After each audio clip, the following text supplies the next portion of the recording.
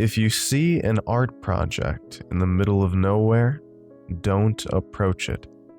Written by WrathOfTheDamned and narrated by ClancyPasta.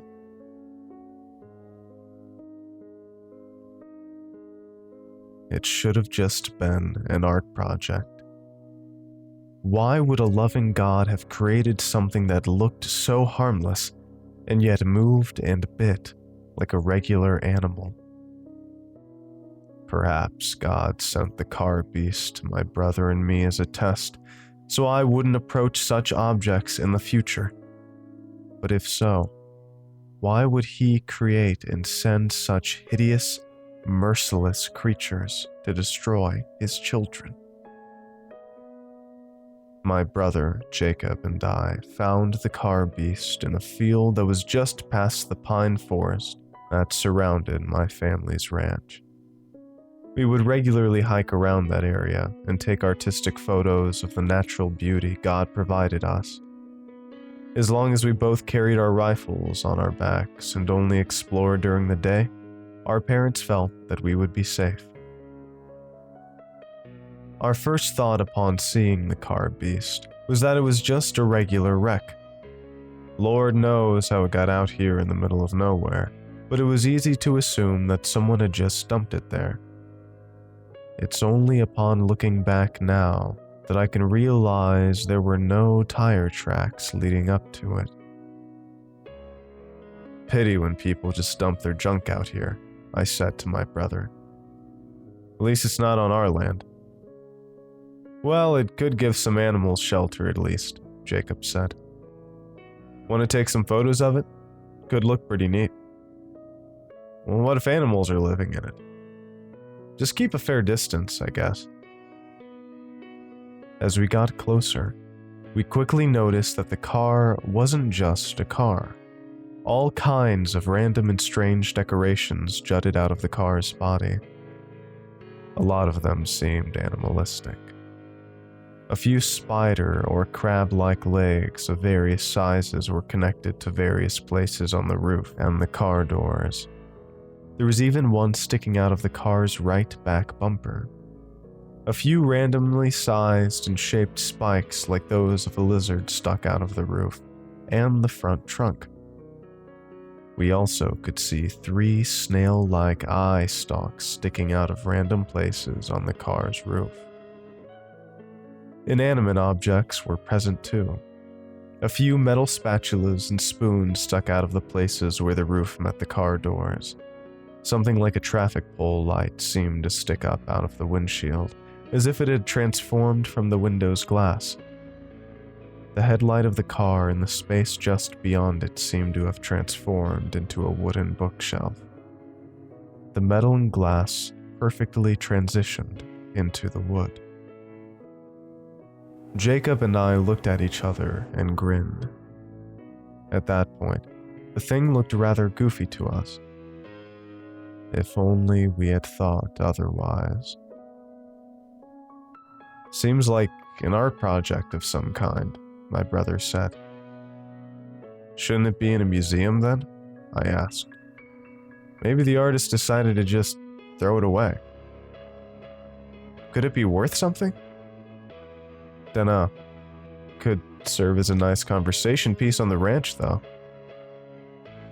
I remember that we started walking toward the strange vehicle at a faster pace at that point. I know that I was excited to get some form of novelty, and perhaps my brother had the same mindset. As our parents didn't allow us to watch cable TV or go on the internet, there was very little we could do for fun. Jacob was a few steps ahead of me and around 10 feet from the vehicle when he stopped and put his arm out to hold me back. He swiftly pulled his rifle into his arms. What is it? I said. Cover your ears, he said. I did as he asked. He fired a few bullets around the vehicle. I felt my pulse begin to quicken. Did you see something? I asked Jacob. I was just trying to scare any animals out of it, he said. Oh. Yeah, sorry if I scared you there, but... What? He had turned from me and was looking in the direction of the art project car. He turned pale and took a few steps back. I looked where he was looking. The art project was moving. It had risen itself up on the few legs that it had. As its legs were of different sizes, it stood at a tilted angle. Its 3 eye stalks were pointed directly at us, and when it stood, we could see something that the grass had concealed before. 2 enormous pincers stuck out of the front bumper. Maybe it's just an animatronic of some kind, I said. Want to bet your life on it? Jacob grabbed my hand and started pulling me back with him. Remember what Dad taught us about most predators. If we don't act like prey, they won't treat us like prey. Come on, that thing can't be real. If you saw one of the demons in the books Mom showed us, would you think it wasn't real?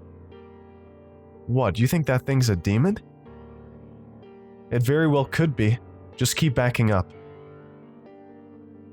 The Lord is my shepherd, I shall not want. I pulled out the cross around my neck with my other hand and held it out to the creature. He maketh me lie down in green pastures. He leadeth me beside the still waters. He restoreth my soul. My brother pulled out his crucifix as well and began reciting with me. He leadeth me in the paths of righteousness for his name's sake. We continued reciting various prayers and waving around our crucifixes. The car beast continued to lurch toward us. We heard the groans of bending, twisting metal as it did, and since the creature was larger than us, each one of its steps was worth 4 of ours. It would soon be right on top of us. Why isn't it working? I swung my crucifix around harder and began screaming, Our Father who art in heaven, hallowed be thy name. Mary, stop! My brother grabbed my hand tightly and looked from me to the beast and back. Just run. I can't just leave you. If you don't leave, it will get both of us. Just go, tell our parents what happened. He let go of my hand, grabbed my head, and brought my cheek to his lips. I love you all. And so I went. I let go of his hand, ran towards and into the woods, and didn't look back.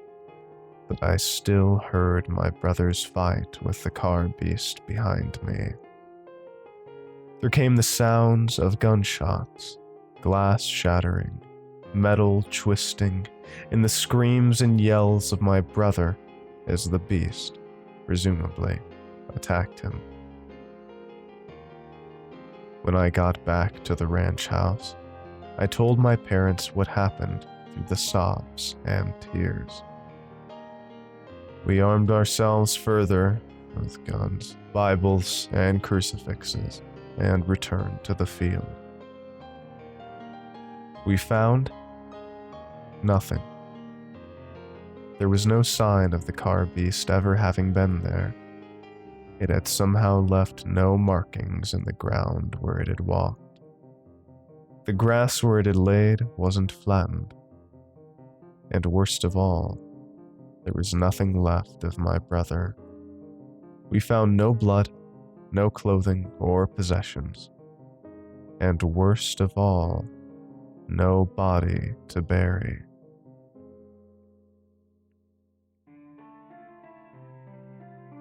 Night after night, I have been praying to God and asking him to bring my brother back.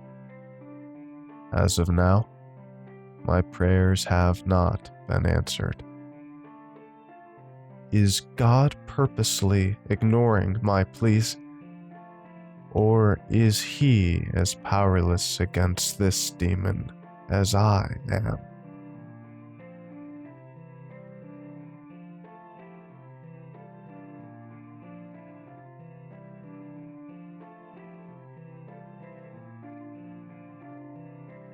Thank you all for listening to tonight's episode of ClancyPasta. I really hope you enjoyed.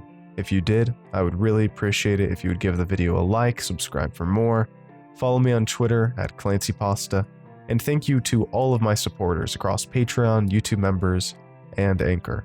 And if you'd like to get ad-free narrations, you can just become a $1 a month patron. Huge props to the author for writing such a spine-tingling tale. And I hope you all have a great night. Cheers.